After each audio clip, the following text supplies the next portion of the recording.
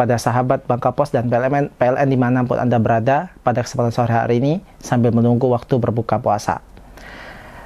Sahabat sekalian, pembahasan kita kali ini adalah masalah yang sering ditanyakan oleh kaum muslimin, terutama para ibu-ibu, tentang bagaimana puasanya ibu hamil dan menyusui.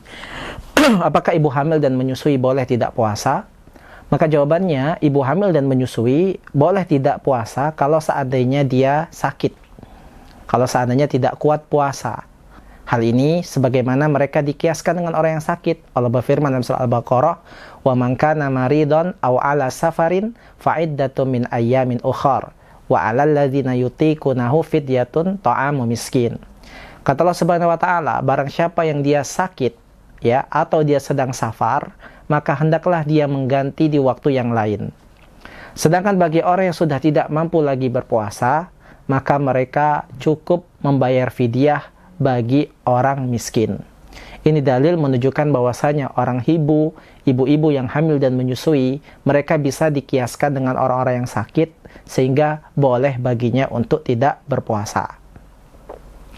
Hanya saja, para sahabat sekalian, para ulama berselisih pendapat.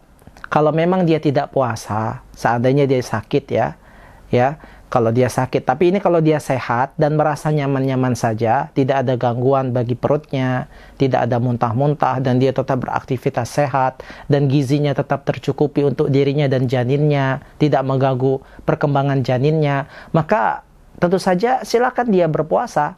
Jangan sampai dia tidak berpuasa.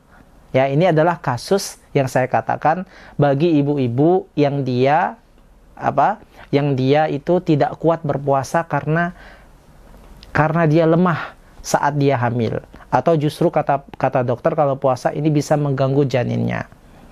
Nah, ini boleh dia tidak puasa.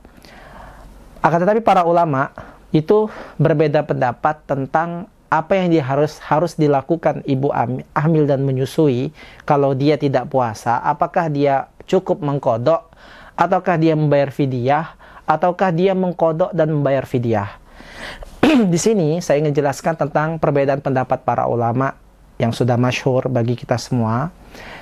Seperti pendapatnya Ibnu Umar dan Ibnu Abbas, mereka mengatakan bahwasanya bagi ibu hamil dan menyusui, kalau seandainya tidak puasa karena tidak kuat, maka cukup baginya membayar fidyah.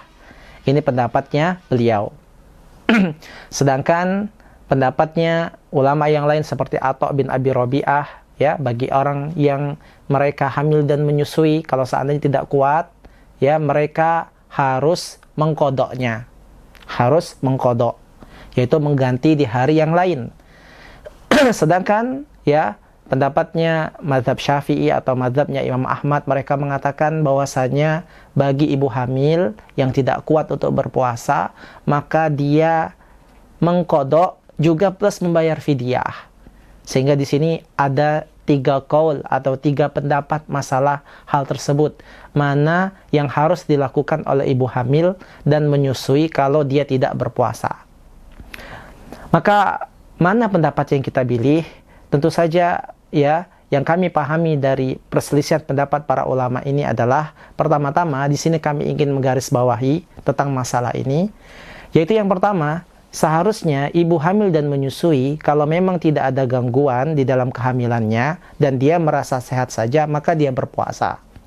Dan mana yang tidak kuat, silakan dia batalkan. Nah, kita lihat banyak loh ibu-ibu hamil tetap berpuasa walaupun dia sedang hamil. Dan banyak juga ibu yang sedang menyusui tetap berpuasa walaupun mereka menyusui.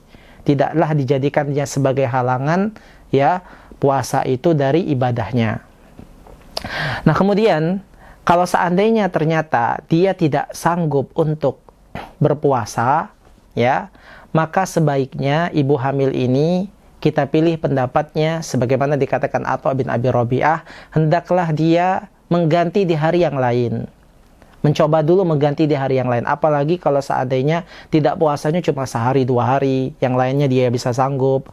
Dia berusaha dulu, ketika sudah selesai bulan Ramadan, dia ganti dulu. Karena kan waktu untuk menggantinya kan panjang, sampai hampir 1 tahun, sampai bulan Sya'ban. Maka dia bisa berusaha dulu untuk menggantinya, di hari yang lain. Nah, kasus ketiga, kalau seandainya memang model tipikal wanita yang tidak kuat untuk mengganti pun tidak mampu dia, karena memang dia sakit-sakitan, belum lagi dia setelah hamil, ya, kemudian dia menyusui, ternyata nggak punya waktu juga untuk menggantinya, karena memang dia tipikal kalau dia puasa ternyata susunya menjadi kering, kemudian dia menjadi lemes dan mengganggu bayinya yang ada disusuinya sehingga tidak bisa menunaikan hak gizinya. Maka model wanita yang ketiga ini, maka cukup baginya membayar fidyah sebagaimana pendapatnya Ibnu Umar dan Ibnu Abbas radhiyallahu anhum. Nah, jadi untuk masalah ini, ya, kembalikan kepada kondisi masing-masing dari ibu tersebut. Bisa dia berpuasa, atau bisa dia, kalau tidak sanggup, dia bisa mengkodoknya.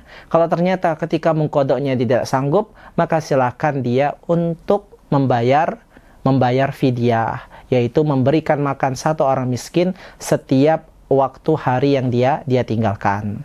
Coba dulu untuk berpuasa. Kalau memang tidak mampu, maka silakan batalkan, karena ya Allah yuridullah bikumul yusra wala yuridu bikumul usr.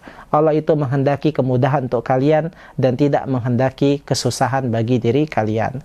Ini saja. Assalamualaikum warahmatullahi wabarakatuh.